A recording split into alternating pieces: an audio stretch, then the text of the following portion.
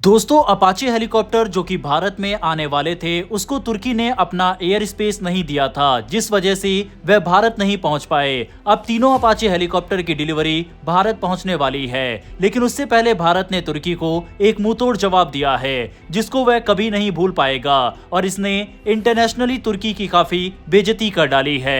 दरअसल जिस तुर्की को अपने ड्रोन पर बहुत ज्यादा घमंड था, आज वही ड्रोन भारत में ट्रॉफी बनकर घूम रही है। जी हाँ, तुर्की का मशहूर याहिया थर्ड ड्रोन अब उड़ नहीं रहा, बल्कि आर्मी चीफ के घर सजने वाला है। ये वही ड्रोन है जिसे तुर्की और पाकिस्तान ने मिलकर बनाया था और दावा किया था कि ये गेम चेंजर साबित होगा। लेकिन जब ये ड्रोन भारत की सीमा में घुसा तो भारतीय सेना ने इसे ऐसा सबक सिखाया कि पूरा ड्रोन हवा में ही बिखर गया। अमृतसर के पास भारतीय एयर डिफेंस यूनिट ने इसे मिनटों में ढेर कर दिया। 10 मई 2025 को पाकिस्तान ने सैकड़ों ऐसे ड्रोन भारत की तरफ भेजे थे। सोच ये थी कि भारत डर जाएगा, लेकिन हुआ उल्टा। अपग्रेडेड L-70 गन और भारत के स्वदेशी सिस्टम आकाश तीर ने इन ड्रोन को मच्छर की तरह मार गिराया। ड्रोन के टुकड़े खेतों में गिरे और तुर्की का सपना वहीं टूट गया।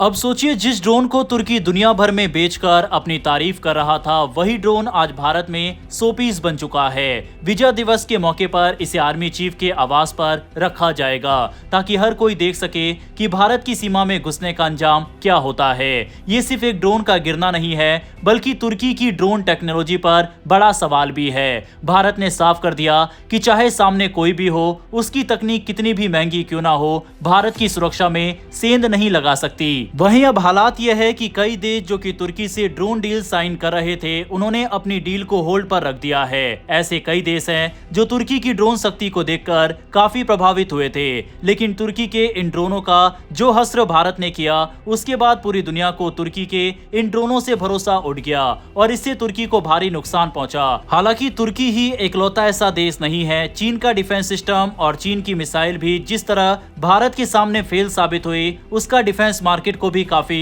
नुकसान झेलना पड़ा। इवन बांग्लादेश जैसा देश जो कि चीन से फाइटर जेट खरीदने पर विचार कर रहा था, उसने भी चीन और पाकिस्तान से हथियार खरीदना टाल दिया और अब वह यूरो फाइटर खरीद रहा है। इसके अलावा दोस्तों, लंबे समय के इंतजार के बाद आखिरकार भारतीय सेना को अपने बचे हुए 3 AS-64 अपाचे अटैक हेलीकॉप्टर मिलने वाला है। रिपोर्ट्स के मुताबिक इन हेलीकॉप्टर को लेकर आने वाला भारी भरकम AN-124 ट्रांसपोर्ट एयरक्राफ्ट भारतीय हवाई क्षेत्र में प्रवेश कर चुका है, यानी अब इनकी औपचारिक तैनाती बहुत जल्द ही होने वाली है। रक्षा सूत्रों के अनुसार ये तीनों अपाचे हेलीकॉप्टर अगले 1-2 दिनों में भारत पहुंच सकते हैं। इनके आने से आर्मी एविएशन कॉर्प्स की वह कमी पूरी हो जाएगी जिसका असर ऑपरेशनल तैयारी पर पड़ रहा था।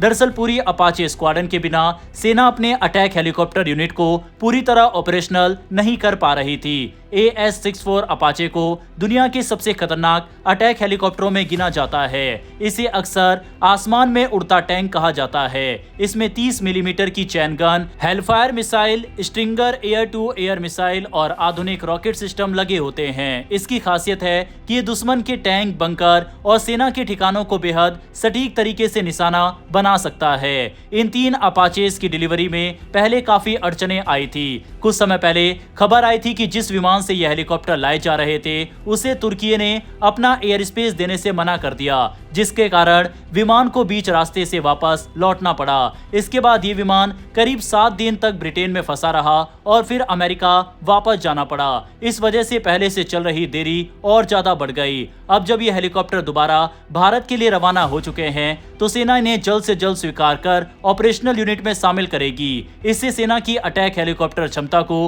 पूरी ताकत मिलेगी और सीमा पर तैनात सैनिकों को हवाई समर्थन और ज्यादा मजबूत होगा। मौजूदा सुरक्षा हालात को देखते हुए अपाचे हेलीकॉप्टर भारत की युद्ध क्षमता में एक अहम भूमिका निभाते हैं। चाहे पश्चिमी सीमा हो या उत्तरी मोर्चा, ये हेलीकॉप्टर दुश्मन को कड़ा जवाब देने में सक्षम है। कुल मिलाकर इन आखिरी 3 अपाचेस की तैनाती भारतीय सेना की हवाई मारक शक्ति को एक नया बल देने वाली है। बहरहाल तुर्की की इस इंटरनेशनल बेइज्जती के लिए कमेंट बॉक्स में एक जय हिंद जरूर लिखिएगा। साथ ही डिफेंस से जुड़ी ऐसी डेली वीडियो के लिए नीचे दिए गए सब्सक्राइब बटन को प्रेस कर बेल आइकन को जरूर दबा ले। फिर मिलेंगे ऐसी एक नई वीडियो के साथ। धन्यवाद। जय हिंद, जय भारत।